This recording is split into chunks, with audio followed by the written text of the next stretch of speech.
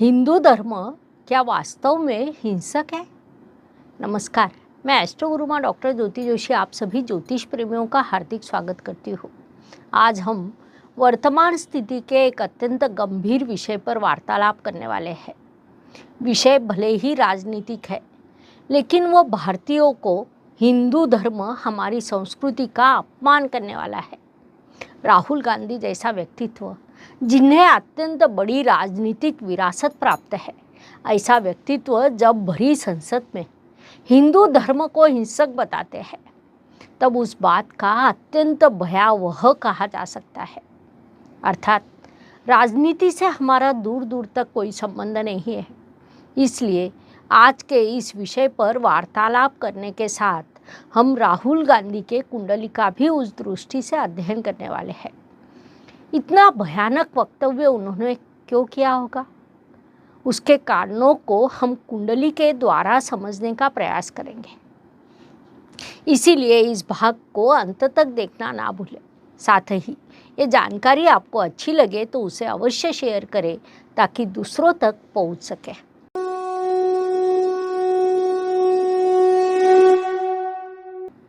तो राहुल गांधी जैसा राजनीतिक व्यक्तित्व, जिनकी 4 पीढ़ियां राजनीति में रही है, ऐसे व्यक्तित्व ने भारतीय संसद जैसे पवित्र स्थान पर अत्यंत नकारात्मक बात बोलना, इस घटना को हम सरलता से नहीं ले सकते। अर्थात व्यक्ति बोलते समय कई चीज़ें बोल जाता है। प्रत्यक्ष अप्रत्यक्ष रूप से कुछ गलत बातें बोली जा सकती है, यह भले ही सत्य हो, लेकिन राजनीतिक लोग जब जब भाषण करते हैं, उसमें जब जब उन्हें संसद में बोलना होता है, तब क्या बोलना है, कौन सा मुद्दा उठाना है, यह पहले से तय होता है। उस अनुसार राहुल गांधी ने हिंदू धर्म के संदर्भ में जो वक्तव्य किया, वह सोच समझकर पहले से तैयारी कर किया होगा। उसके पीछे उनकी भूमिका क्या रही होगी, इस बात को समझना चाहिए। सामान्य लोग सदैव कहते हैं कि यह राजनीतिक लोग या सेलिब्रिटी प्रसिद्धि के लिए कुछ भी बोल जाते हैं, उसके बाद उस पर अलग अलग तरह की विवाद शुरू होते हैं। लेकिन सत्य कहा जाए तो वे इतने मूर्ख नहीं होते कि कुछ भी बोल दे। हम क्या बोल रहे हैं, उसका क्या परिणाम होने वाला है, ये उन्हें पहले से पता होता है। कई बार ऐसे वक्तव्य सोच समझकर किए जाते हैं, जिससे नया विवाद उत्पन्न होता है। अब राहुल गांधी के कहने के अनुसार हमारा हिंदू धर्म क्या वास्तव में हिंसक है? हमारी महान संस्कृति क्या हिंसा का समर्थन करती है? यह समझना आवश्यक है।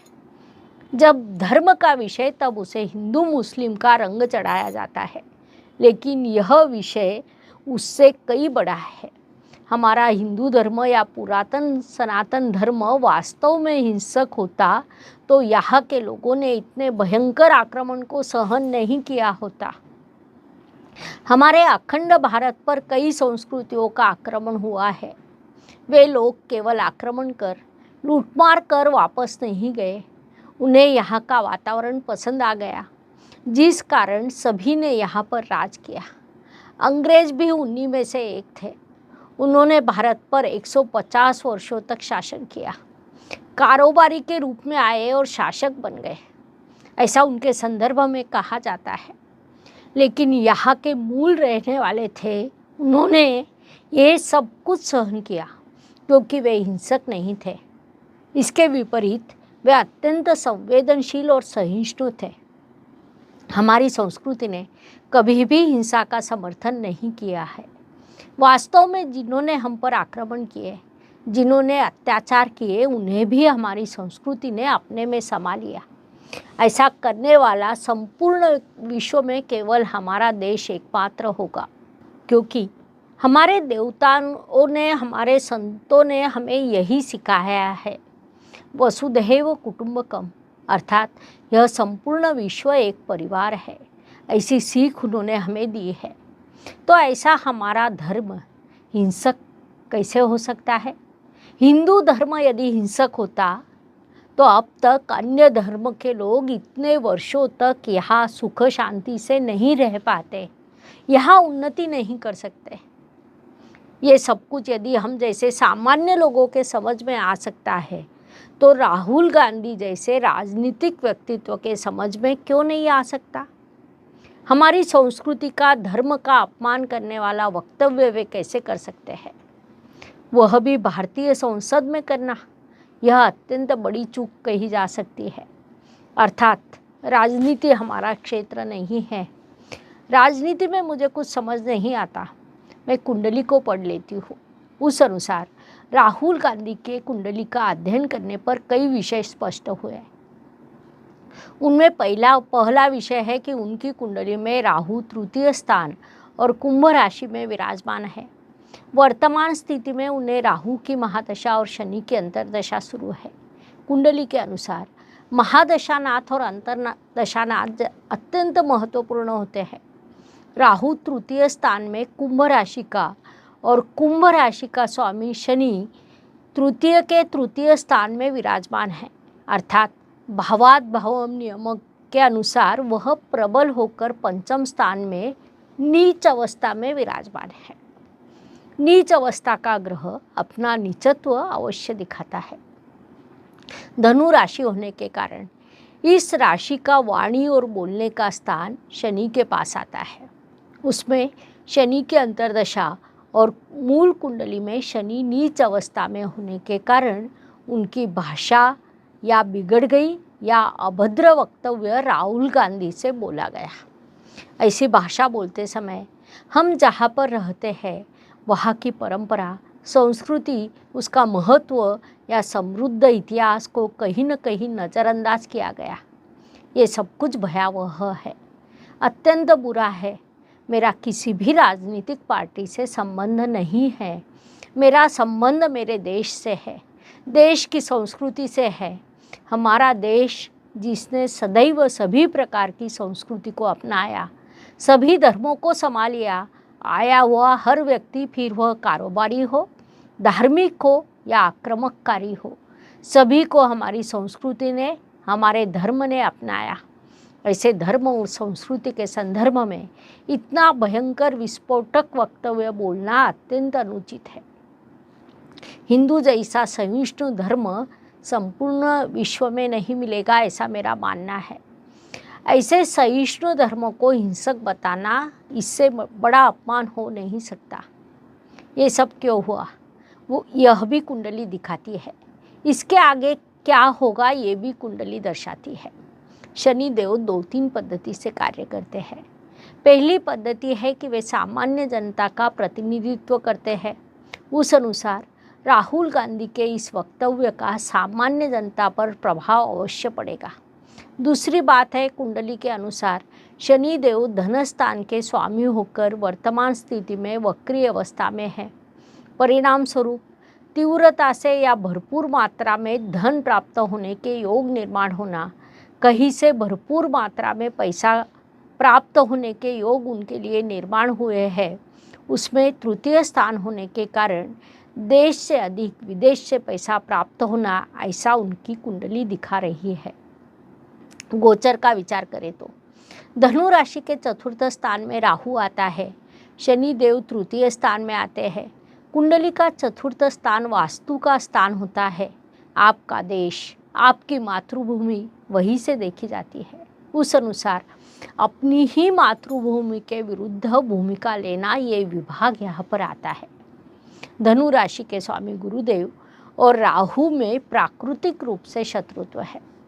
चतुर्थ स्थान का राहु स्व हाथों से अपनी ही वास्तु का, अपने देश का नुकसान करने की संभावना निर्माण करता है। उनकी मूल कुंडली और गोचर कुंडली, इन दोनों का यदि कॉम्बिनेशन देखा जाए तो मूल कुंडली के शनि के ऊपर से गोचर द्वारा जाने वाला मंगल उनकी वाणी को अधिक तीव्र बनाता है। उस वाणी का प्रभाव सामान्य जनता के मानसिकता पर होगा। मूल कुंडली के गोचर से जाने वाले शनि देव वक्री और उनके तृतीय स्थान को उस शनिदेव ने बिगाड़ा है। शनिदेव उनके कुंडली में एक ही समय पर द्वितीयेश और तृतीयेश है। कुंडली का द्वितीय स्थान धन लाभ का तो तृतीय स्थान वाणी का स्थान होता है, जिस कारण यह दोनों चीज़ें यहाँ पर होते हुए देखी जा सकती है। गुरु ग्रह उनकी मूल कुंडली में शुक्र की तुला राशि में विराजमान है। गोचर द्वारा उसकी यात्रा वृषभ राशि से शुरू है। यह दोनों शुक्र की राशियां है। ऐसा शुक्र उनके राशि स्वामी का शत्रु है। कुल मिलाकर जब हम विचार करते हैं तो कहीं न कहीं छोटे से लाभ के लिए देश का बड़ा नुकसान करना, धर्म और संस्कृति का नुकसान करने वाला यह विषय है। राहुल गांधी ने इस संदर्भ में जागरूक रहना चाहिए। जब हम गोचर देखते हैं तो शनि देव उन्हें बड़ा सहयोग प्रदान करने के लिए तैयार बैठे हैं। बहुत दिनों के बाद जनता भी उनके पक्ष में है, लेकिन फिर भी शनि देव न्यायाधीश माने जाते हैं। इस बात को हम भूल नहीं सकते। शनि देव के इस वक्री काल में यदि आपके द्वारा अनुचित वक्तव्य किया जाता है जो सामान्य जनता के भावनाओं को सीधा ठेस पहुंचाए, तो आज नहीं तो कल उसका दुष्प्रभाव अवश्य होगा। आर्थिक लाभ उन्हें अवश्य प्राप्त होगा, लेकिन अन्य चीज़ों में कहीं न कहीं नकारात्मक प्रभाव होने वाला है, ऐसी उनकी कुंडली दिखा रही है। राहुल गांधी की दशमांश कुंडली को देखा जाए तो वह तुला लग्न की कुंडली है। उसके तृतीय स्थान में अर्थात वाणी के स्थान में धनु राशि के शनि चंद्र विराजमान है, अर्थात वहाँ पर विषयोग बना है। परिणाम स्वरूप अपनी बातों से विष को फैलाना, ये विभाग यहाँ सामने आता है। दशमांश कुंडली में महादशानाथ राहु ग्रह अष्टम स्थान और वृषभ राशि में विराजमान है, जो बाधा परेशानी निर्माण करता है, साथ ही आर्थिक लाभ भी दर्शाता है। अष्टम स्थान का राहु और दशमांश कुंडली में शनि की स्थिति देखी जाए तो यह वक्तव्य उन्हें बड़ा महंगा पड़ सकता है। वास्तव में देखा जाए तो राहुल गांधी के लिए मूल कुंडली के अनुसार यह समय अच्छा था, क्योंकि महादशानाथ और अंतर्दशानाथ ने उन्हें अष्टक वर्ग में अच्छे बिंदु दिए हैं। लेकिन मूल कुंडली में कुछ भी हो, उनके साथ कर्म भी अत्यंत महत्वपूर्ण होते हैं। कई बार मनुष्य अपने ही कर्मों से अपना नुकसान कर लेता है। उस अनुसार उनकी कुंडली में वाणी के कारण उनका कर्म बिगड़ गया। यह बात मुख्य रूप से गोचर कुंडली में दिखाई देती है, जिस कारण उन्होंने इस काल में अत्यंत जागरूक रहना चाहिए। जिस देश ने आपको आपकी 4 पीढ़ियों को अपनाया, मान सम्मान प्रतिष्ठा दी, उस देश का, धर्म का, संस्कृति का नुकसान ना हो, ये विचार उन्होंने करना चाहिए। राजनीतिक लोग अपने स्वार्थ के लिए आचरण बदलते हैं, इस बात को सामान्य जनता ने स्वीकार किया है। लेकिन अपनी अस्मिता भी कोई चीज़ होती है। आचरण बदलते समय अस्मिता को जीवित रखना कहीं ना कहीं आवश्यक होता है। अपने धर्म का अपमान कर अपनी अस्मिता को दुखाकर आप उन्नति नहीं कर सकते। विशेष बात है कि यही राहुल गांधी चुनाव से पहले केदारनाथ मंदिर जैसे कई मंदिरों में गए थे। यह वक्तव्य यदि उन्होंने पाकिस्तान में किया होता तो उनके साथ क्या होता, यह भी एक प्रश्न है। उन्हें आर्थिक लाभ भरपूर प्राप्त होने की संभावना है। उन्हें विदेश से लाभ प्राप्त हो सकता है। इस विषय पर मैं अधिक कुछ कहना नहीं चाहती, लेकिन समझने वाले को इशारा काफ़ी है। ये सब कुछ उन्होंने क्यों किया, किस लिए, किस योजना के अनुसार किया, उन्हें यह भी पता है कि हिंदू अत्यंत सहिष्णु है, जिस कारण इतना भयावह बोलने के बाद भी उनका कुछ नहीं बिगड़ सकता। यह बात उन्हें पता है।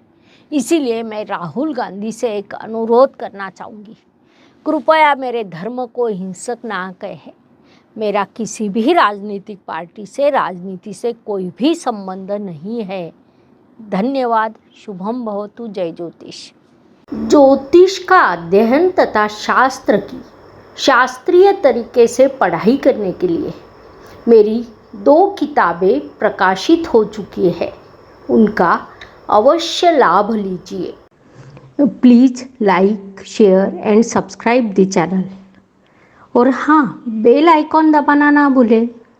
धन्यवाद।